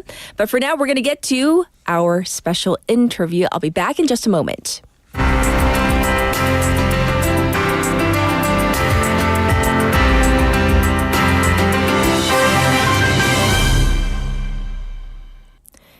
Breast density. So what is this in Korea? This is 유방밀도. Breast density has become such an important factor in breast cancer screening. But many women still aren't sure what it exactly means. What does dense breast tissue mean? Well, it can make it harder to detect cancer, which is why the recent U.S. regulation requiring patients to be notified about their breast density can be so crucial. With breast cancer rates among women under 40 increasing by 52%, that's according to the National Cancer Center, it is clear that even younger women are not exempt. So we're going to dive into the details about mammograms. So what are mammograms in Korean? 유방 촬영술, breast density, once again, 유방밀도, and what women need to know to protect their health. And once again, like I said earlier, I know we have many male listeners, but you all have wives or sisters or mothers or daughters in your lives. So listen up. This is Dr. Wendy Berg, Professor of Radiology at the University of Pittsburgh School of Medicine and Chief Scientific Advisor at densebreast-info.org. And so she is going to kind of school us on what this is. Welcome to the program. Good morning. Yes. Dr. Berg, first of all, if you can explain what this is, breast density, what is this, and why it's important for women? Sure. All breasts are made up of mixture of fat and glandular tissue, and the glandular tissue is where the milk can be produced. The relative portion of fat and glandular tissue then describes how dense the breast tissue is. The more glandular tissue, the denser the tissue.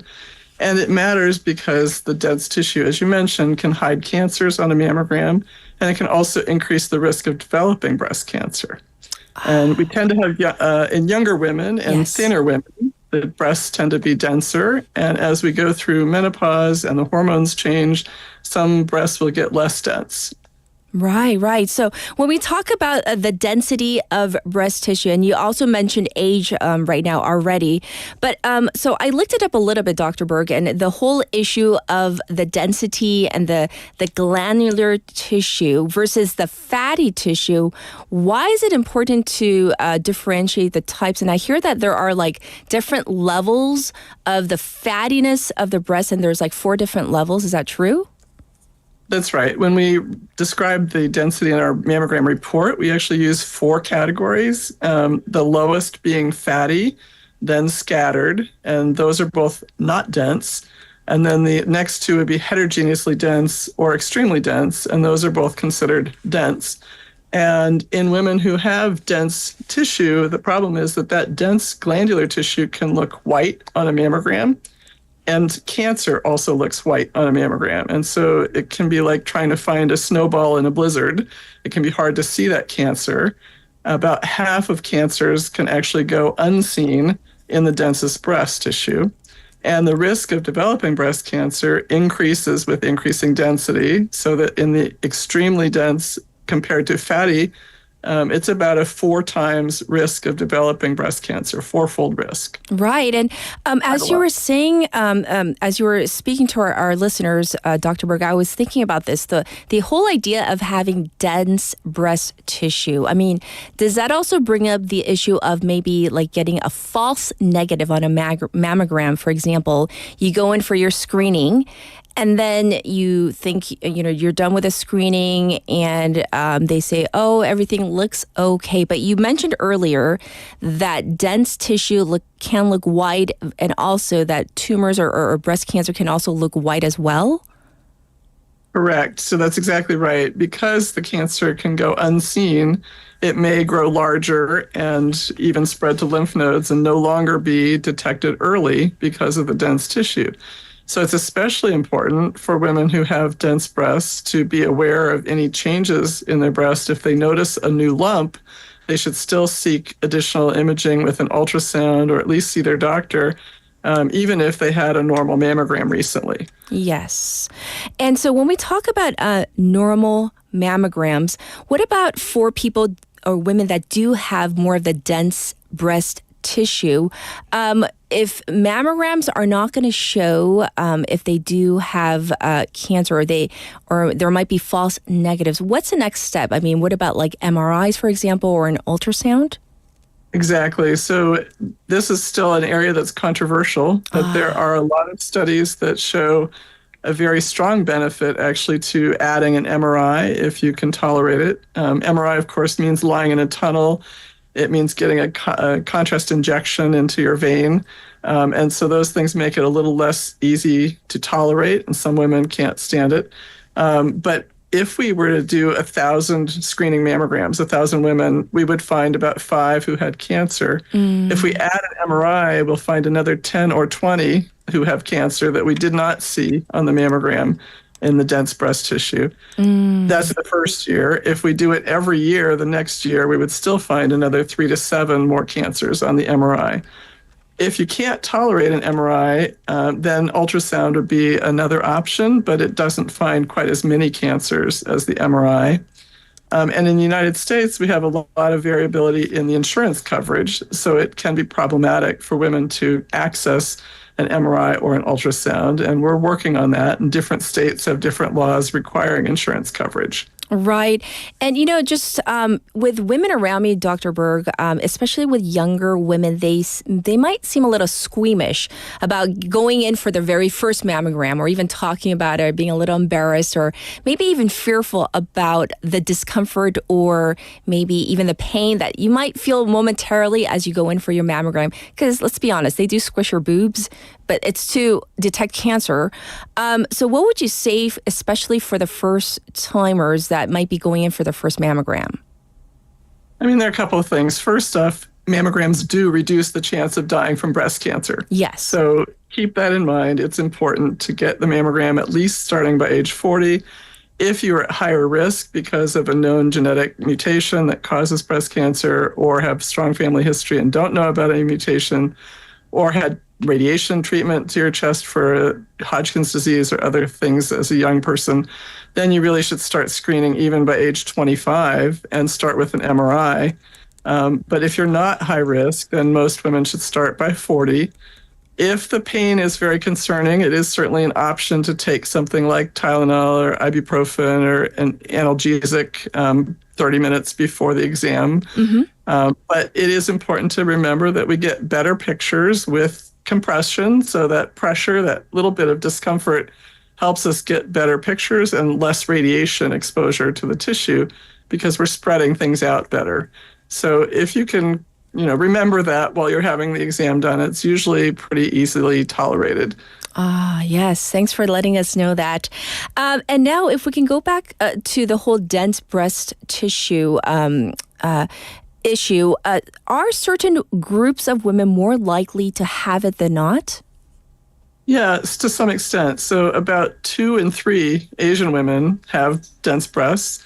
Only about 2 in 5 American or European white women have dense breasts. Sorry. And oh, Dr. Berg, yes. So she's going to get some water. And so we're talking about the density. And she just said it seems that 2 out of 3 Asian women, Dr. Berg, if I'm not mistaken, you said might have dense breasts. Is that correct? That's correct. Yes. And about 2 in 5 European women will have dense breasts. And they're also more common in younger women. So before menopause, more than half of even European women have dense breasts.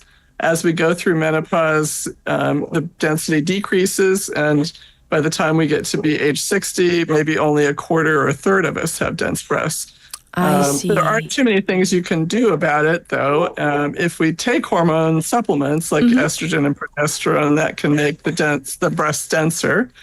If we lose a lot of weight, that can make the breast a little bit denser, but we don't want to gain weight for lots of different reasons. Right. And some people who've had breast cancer are prescribed medications that block estrogen or block estrogen production, and those can decrease the density a little bit. But by and large, it's going to do what it is. It's going to be there, and we just have to know about it and then know what to do about it. And you're asking all the right questions to consider getting a supplemental MRI if you can, if you understand it, if you're able to access it. If you can't get an MRI, then ultrasound. And of course, with any additional testing, there's a risk of false positives, false alarms. It's more of a risk the first time we get any test. Yes. And once we have that baseline, then the next time we know what's normal for you, and it'll be less likely to have a false positive result or false alarm. Right. So, Dr. Berg, you just said a little while ago about the hormone issue, because some people might be going through menopause. Some of our waivers out there, they're actually going through perimenopause or menopause right now. So does that increase the risk of breast cancer at all as you age?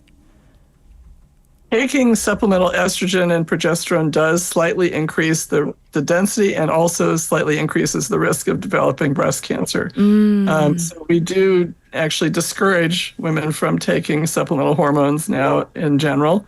It's always a weighing the benefits and the risks in any given situation. Sometimes they are still given to relieve menopausal symptoms if you're having a lot of hot flashes and things, but it's something that probably don't want to stay on long term if you can help it. Well, here in Korea, the Korean National Cancer Screening Program recommends breast cancer screenings for women over 40 every 2 years. So is this similar to U.S. guidelines, or do you think that that we need to tweak it a little? Should women with dense breasts consider earlier screening, referring to what you said a little earlier? Yeah, we don't start earlier just because of dense breasts. We start earlier only if there's a strong family history or a suspected genetic mutation or prior chest radiation therapy, or potentially if the patient herself had breast cancer, then we would, of course, screen every year thereafter. But starting at 40 and then screening every 2 years, that is the same recommendation that we have here from the United States Preventive Services Task Force. But there are plenty of modeling studies and even data from randomized trials that we do better screening every year, starting at 40. And so most medical societies and most practices actually do recommend getting a mammogram every year, at least starting by 40. And actually, there's now a push to do risk assessment for all women by age 25 and possible genetic testing by age 25 to identify the women who are high risk, who really should start screening with an MRI at age 25 every year. And then we might add a mammogram starting at 30. We don't ever do mammograms before age 30 because there's some risk from the radiation and the breast tissue is more sensitive. Right. But the fact that you're saying even identifying women at as early as 25, that is eye-opening indeed. Dr. Berg, we have a question regarding here in Korea. Apparently, if a biopsy does seem warranted, a mammotome excision, I guess, is kind of, I wouldn't say all the rage, but it's commonly done. So is this a form of biopsy? Is this different from, let's say, a core needle biopsy? Is it the same thing? So over the years, people have tried different size needles, if you will, to do the sampling initially. And there has been some effort to potentially remove lesions doing a vacuum-assisted needle biopsy like you're describing, mammatome. Yes. The problem is that we don't really get margins. We don't know if all of the cancer has been removed reliably. So it's not usually what we recommend, with the possible exception of something that might be a little papilloma in the duct causing nipple discharge, something like that we can usually recognize on ultrasound, and deliberately trying to take that out with the vacuum-assisted needle device is reasonable. But for cancers, we usually just do a core needle biopsy, which is a little bit smaller. We're not trying to take the whole thing out. Right. Because we can get margins reliably really only from surgery. And if we have a cancer diagnosis and the patient is not a candidate for surgery because of other medical issues, then perhaps she would be treated with anti-hormonal medications, hormone-blocking drugs, if the tumor has estrogen receptors, for example. I see. So we generally don't try to take them out with the vacuum biopsy. That was tried for years and didn't really work out very well in general. So it's not what we do here, I'll put it that way. I see. In the U.S., it's not commonly done. And to wrap up our discussion today, Dr. Berg, I mean, is there anything that can be done to really prevent this, to prevent dense breast tissue from forming, or is it largely genetic and unavoidable? I know you mentioned earlier, like, if you lose a drastic amount of weight, maybe you might get, more dense breast tissue and whatnot. But is there anything else we can do, nutrition or anything else to prevent this? Not really, because it is just normal. It is where the milk is produced, and it is just part of the structure of the breast. So, there are millions of little sacs where the milk is produced and the ducts and the structure that goes with them. And some people have more than others, but it's not something that we can really prevent. And as you say, it's largely genetic and familial, and it's just going to be there to some degree. If you've had cancer, then there are some medications that can reduce the density a little bit that block the hormones, but those are not routinely used outside of patients who've had prior breast cancer. I see. Well, I certainly hope that our listeners, our waivers out there, once again, male, female alike, this information was invaluable. But thank you so much for coming on air with us and explaining the ins and outs of mammograms and breast density. Thank you, Dr. Berg. My pleasure, and thank you so much for your interest in this issue. It's very important. Indeed. Take care. This was Dr. Wendy Berg. And so, this is a topic that may sometimes be a little uncomfortable. Breasts. It's a part of our anatomy, and I certainly hope that we are not uncomfortable talking about something that is as important as this. So this was your special interview. We'll be back in a moment.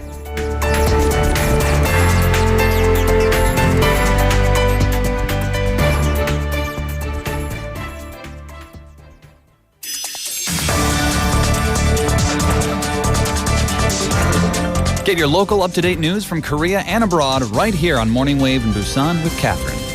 Stay tuned.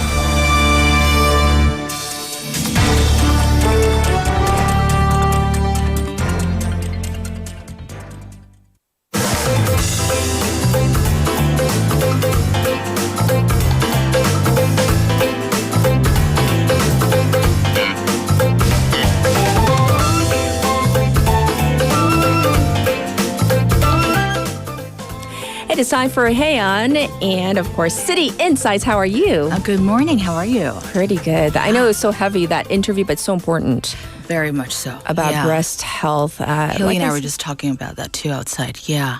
You got to get the exams done. Right, the mammogram, because Haley asked me earlier, like, is it like, it is uncomfortable. I'm not going to lie about it. You know, they squeeze the bejesus out of your breasts. But it's some things are just necessary. If they're going to be screening and, letting me know whether I have any symptoms or any tumor-like things, you know what? That discomfort for a few seconds, we can bear with it. It's Definitely. okay. Yeah. Okay, so our text topic today, it's all about carbs. Oh. So order of preference. Yes. 빵, 면, 밥, 떡. So you don't have to just choose one. Okay. You can rank them. Okay. I'm the 떡순이 of our family. I love 떡. So there was a fair amount of 떡 consumed over the last few days. And noodles. Yes. Noodles. That's the comfort food. Yeah. The 면. Yeah, International House of Noodles. That's where I go to when I'm sad. Oh, the noodles. Just all sorts of noodles from different so cultures. 떡 and 면 and then 밥. Oh, 빵 is your last. Yeah. Really? I could live without 빵. Oh, yeah. okay. 근데 떡이 더 좋아요. 떡이 좋아요. 떡이 제일 What's your 좋아요. favorite 떡? Do I remind you of a special kind of... 백설기. That's what people were saying. That's my favorite 떡. It is. Yes. I like 송편. I like anything with a little bit of red beans in it. Yeah. 그리고 모두배기 떡. What is You know that? what that is? It's like a type of duck that has it's kind of healthy, like beans in it and different ingredients in it, like chestnuts. Oh, okay. Yes. I know. I'm getting a picture. Yes. Okay, Good now that breakfast duck, we're yeah. really, really hungry, we're going to turn to City Insight. What do you have for us? All right. So for our first insight, in the spirit of the Chuseok holiday, I met with a traditional Korean music vocalist, also known as a 소리꾼, Miss Kim Mi-jin from the Busan National Kugak Center. So her history with Kugak goes way back. Yes. In first grade, she took 가야금 classes every week at a dance academy. She said she loved it. Right. But after having to quit, she missed it so much that she begged her mother to help her continue. And then she eventually found a 가야금 병창 class near the high school that she went to, where she learned to combine playing and singing. And then in fifth grade, she met her current teacher, 정순이 명창 in Gyeongju. Yes. And then decided to really get into pansori, thinking that it would complement her 가야금 병창 skills. So shifting to pansori in high school, since then she became drawn to the deeper vocal expression of pansori, which led her to become a professional 소리꾼. Right. And I think normally when people think of pansori, they think of I think of 심청가. It's probably the first one, or a 춘향가, or those are kind of the most popular common ones. So which songs does she usually perform? So she says that since a pansori artist is usually very much influenced by their teachers, she mainly performs 심청가, 흥보가, and 수궁가, which she learned from her master teacher. She says she has a special connection to 심청가 and often performs the 박동실 version of it, known for its 서편제 style, which is a very full of sorrowful, pleading tones. And she says this version of the 심청가 is quite rare. So a few years ago, she performed the full version of it twice. And the combination of the sad story and the 서편제 style, it really moved many in the audiences to tears. So she said that moments like that really makes her proud to be a 소리꾼. And some of these pieces, they go on for hours, don't they? Yeah, they do. So she says it requires an incredible amount of energy to carry out the whole story. So we're now going to listen to her talk about the challenges that come for a 소리꾼. So let's have a listen right now. 보통 완창 공연은 바탕에 따라서 다르지만 좀 짧은 바탕 같은 경우는 3시간 정도, 춘향가와 같이 긴 바탕은 8시간 정도 됩니다. 이 긴 시간을 소리라는 힘든 장르로 쭉 끌고 나가야 되는데 이 많은 긴 사설을 까먹지 않고 전달해야 되기 때문에 굉장히 많은 집중력을 필요로 합니다. 그렇기 때문에 체력적으로 또 정신적으로도 많이 힘듭니다. 완창을 하고 나면 정말 온 몸에 근육통이 오고 때로는 두통도 오곤 합니다. 완창 공연을 하는 것도 힘들지만요. 그것을 준비하는 시간이 많이 힘듭니다. 긴 사설을 본인의 것으로 좀 소화해낼 줄 알아야 되고 긴 이야기를 머릿속에 그리면서 소리는 소리대로 잘 내야 하니 연습하면서 자신과의 싸움이 되곤 해요. So she says that the length of a complete performance varies, with shorter ones taking around 3 hours. And hear this, longer ones like 춘향가, they go up till 8 hours. Oh my gosh, that's a whole day's of work. So performing 판소리 for that long obviously is both physically and mentally demanding and requires intense focus to first of all maintain the narrative. Yes. And she says that after singing a whole piece, also known as 완창, you often feel exhausted with muscle aches and intense headaches.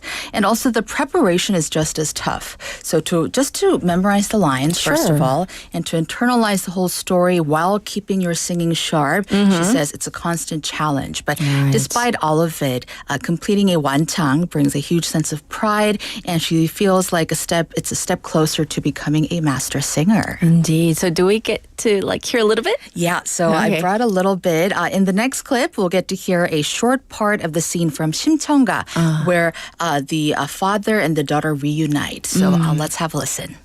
심황후의 말 듣고 산호주름을 걷어버리고 버선발로 우르르르 쫓아나와 부친의 목을 안고 아이고 아버지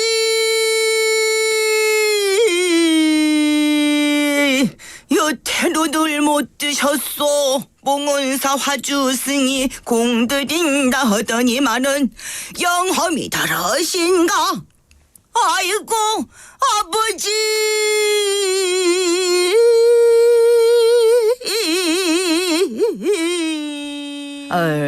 Oh my gosh, it's like when she was, singing the 아버지 part, it was just like I got chills. Right? And it feels like even if you don't understand a word of Korean, you just hear it in each of the vowels and the consonants. Right. Absolutely. That was beautiful. Okay, but we do need to wrap up insight number 1. Yes, let's move on. The 영어는 남아있지만 we gotta go to insight number 2. Yes. So for the second insight, I was joined by the ambassador of the European Union to the Republic of Korea, Her Excellency Maria Castillo Fernandez. So last year, Korea and the European Union celebrated 60 years of diplomatic ties, and she's someone who's been working hard for decades now to grow that relationship. She's been serving as the EU ambassador for 4 years now in Korea, and her 인연 with our country runs quite deep. In the early 2000s, she was responsible for the European Commission's overall relations with the Korean Peninsula. And then the later part of the 2000s, she was deputy head of mission at the EU delegation in Seoul. So let's hear in her own words the love and affection she has for our city of Busan. Let's have a listen to the clip. Well, I visit Busan very often, as much as I can in these last 4 years. To come to Busan, it's always very relaxing. When you stop the train in the station, you always come out and you have that feeling and taste of the sea already. You smell the sea very close. It's always a pleasure. It's a city which is very vibrant, with a diverse variety, and every city open to the sea is an open city. That feeling and that it's something, I am a very Mediterranean person. I come from the southern of Spain, close to the Mediterranean, and for me to just have live in a city that has a sea is just gives me more energy, and I think it makes people different and certainly more friendly, more open. Yeah, so actually, I was told that right before our interview, she was just coming back from a swim at Songjeong Beach. So she really loves the water and being in Busan. Yes, yes. And of course, the EU is so important. One of Korea's top 3 trading partners. So in trade and commerce, the cooperation, very important once again, very lively. Yes. So recently, Europe is moving forward with this big research and innovation project. Okay. It's called Horizon Europe. It tackles mainly climate change and helps to achieve the UN's Sustainable Development Goals. And our country, Korea, has been given associate country status. So the ambassador was really excited about this prospect of Korea now taking part in more of these collaborative research projects with the EU. Yes, yes. Now, in the next clip, she's going to talk about how in this thriving and lively business relationship between Europe and Korea, which areas that our city of Busan could take part in. So let's take a listen. We, as I said, have to go now into this green transition. This transition goes both to all sectors, including maritime. So Busan plays a key role in this transition, also at local level. We local communities, local governments have a lot to say in helping, because they are closer to the citizens. They know what the citizens want. So we have been partnering with Busan and different cities in Europe, Rotterdam, Barcelona, to show how do we bring smart mobility to help the citizens, how do we also green the maritime transport. We will see in the future much more green ships, which are also follow electric maritime ships. Seen that in many cities, in many ports in Europe, and it's very fascinating to see how that is growing. But you are also hosting the Korean exchange, so Busan becomes also a finance city, finance service are very important. Yes. I really enjoy talking to her. Just like a really warm-spirited person who genuinely cares about the diplomacy between EU You can sense it in a voice. Yeah, definitely. Well, we, of course, look forward to many, many years of this cooperation, friendship, this kismet that we have with the EU. So thank you for bringing these two really, really fun insights for our listeners, and we'll check in with you next week. All right, have a good one. Everybody, this was Haeyeon, and this was City Insights, especially that pansori early in the morning. It was really, really nice. For the rest of you, I know it's kind of like back to the grind kind of day, but the good news is it's Thursday. That means today, tomorrow, and it's back to the weekend once again. It's going to be another scorcher today. However, in the afternoon, if you're in Busan, we do expect the clouds to roll in. And the good thing, weekend, we're expecting a cool down. So we're going to end it on this one. 집밥 by Kim Bum-soo. Enjoy this one. Enjoy the rest of your day. Bye, everybody.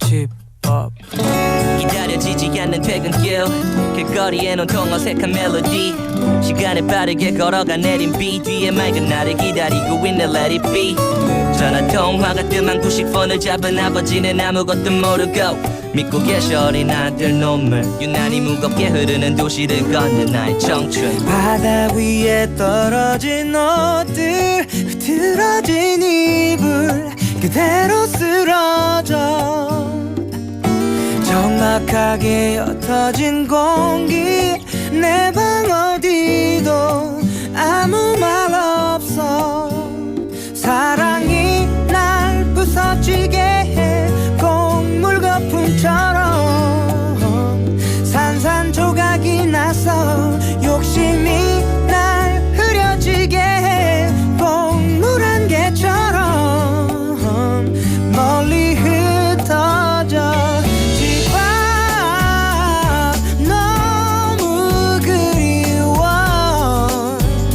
가족의 마법 뭔가 따뜻한 집으로 내가 쉴 수 있는 곳 내 모습을 보았네 귀찮아 하면 잘 지내 어머 my thing 어머니 아버지께 할 일이 많다면 찾아가지도 못해 에이, 잠시만 멈춰 돌아보면 놓친 것들이 너무 넘쳐버린 우린 서성거릴 뿐 절대로 나아가지 않아 주길 봐 너의 집 여긴 어디에도 없어 내 집 내가 고른 침대 친구들과 페인트 칠할 때 여긴 멀었지 그땐 기뻤지 여자친구를 집에 초대해 함께 밥을 먹을 때 그때 느꼈지 이게 바로 내 꿈이었다는 걸 어쩌다가 모든 게 끝나